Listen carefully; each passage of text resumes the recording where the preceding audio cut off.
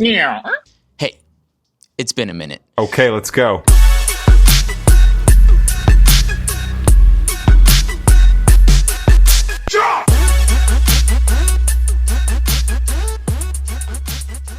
And that is the first time that I put my GR Corolla in my brand new garage. A lot has happened. First and foremost, This cutie patootie Emery is in my shot. 2 years with the GR Corolla now, and I'm gonna break down some of the things that I have noticed over a span of 2 years, some modifications that I've made to it, and future plans with it, and some exciting new news that I have coming down the pipeline. So I'll start off with this. The GR is in a brand new garage than what you're used to seeing it in, and that's because my wife and I just bought a new house. I'm definitely house broke. I was car broke before, but now I am both. The number one priority that I have that I told my wife is that GR needs a garage. Also, I just want to own up to something.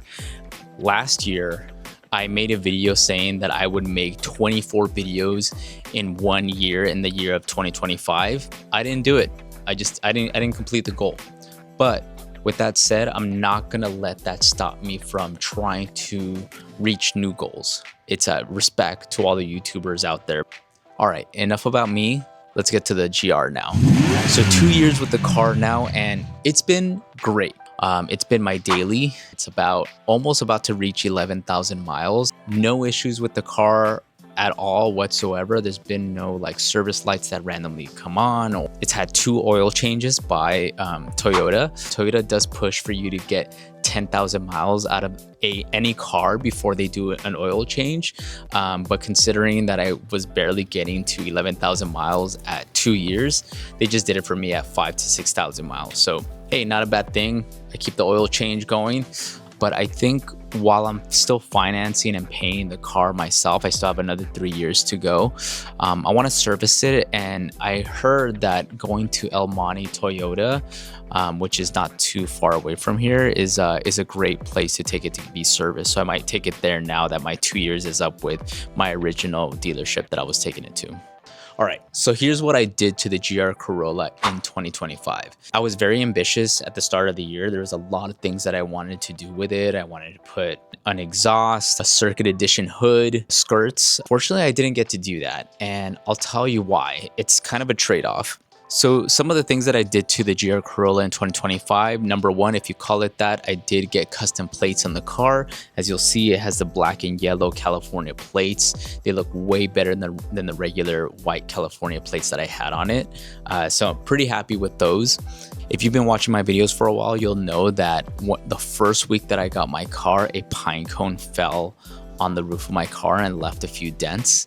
And so I actually met a great guy who removed dents, and it looked great.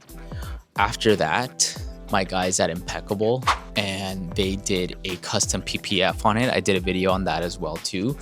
And I will say that was the most painstakingly expensive job that I put on the GR Corolla. To PPF this entire car cost upwards of $2,000.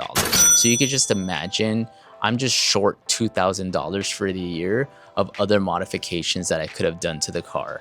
I don't regret it. Now when I accidentally swipe my car, or I hit my car door on the garage wall, or my wife swipes with her purse or something, I don't get overly scared that it left a scratch or a little scuff on it or anything like that. If anything, it gave me a lot of peace of mind.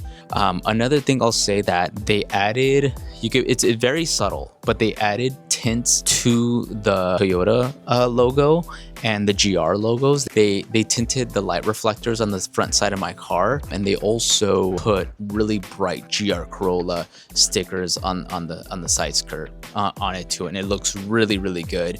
My buddy Rich at Impeccable, shout out to Rich because I haven't seen him in a minute. Little subtle modification, but definitely makes the car look a little darker and a little different. So I like it. Another modification that I did this year to the GR Corolla is that I added mud flaps to the car, which I gotta say, if you have a hatchback, it's a must, purely for the aesthetic look. Shout out to James. Thank you for helping me putting them on here. He has some on his Subaru WRX that look really great as well too. But like I said, there's a lot of things that I didn't get to do to the GR Corolla. One thing that I really want to do is definitely get a circuit edition hood on the GR Corolla. That's like the next one on my list that I want to prioritize and save money for. I think I just need to kind of order the part and get it installed. It should be a fairly simple modification, but I'm really craving those vents on the hood of my car. If I could do anything extra to my car, I'd say the next thing that I'd want to do, getting chrome wheels on the car. I kind of wanted to go for that, like, you know, the car is Nazgul, you know, the Black Riders of Lord of the Rings, right? So I just felt like black and metal, chrome looking metal just felt right. Hardware on a black horse. So that's kind of like the theme that I was kind of going for. So like a new exhaust, I'm really a huge fan of off the line. So if I could get one of those, that'd be really badass. But yeah, I think that's like the top 3 priority that I want to do. I don't know if I'll get to do it in 2026. Like I said, I just bought a house with my wife, so budget is tight. I've been financing this car. I still have 3.5 years on it left before I really pay it off. And you know, it's expensive, but you know what, guys, it's like, I really love this car and I know I'm going to keep it forever. So, you know, it's going to be worth it in the long run. All right. So here's some things that I've now noticed a little bit more closely after having it for 2 years. Something that I wish I had, and I know a lot of other GR Corolla owners will say this, is that I wish it had a better interior. This is where the Type R wins, because they have a really beautiful interior, and this one just doesn't. You really know that you're paying for what's under the hood, not necessarily for what's in the interior. I will say the seats are nice. I have them covered most of the time because I have OCD about it. Something else that I wish the GR Corolla had was those remote controlled seat adjustments, like to bring you up or down or forward or back or anything. You know, this one's very old school where you just pull the bottom handle and slide yourself up. Very old school. And I wish the trunk actually opened up under the Toyota logo. It doesn't. And I wish it closed on its own. It doesn't. It's a pretty hard close. Something simple, but I wish it did that. Also, something that I've noticed more, like there's times where I do put a lot of stuff in the backseat of my car and I need to bring down the back seats.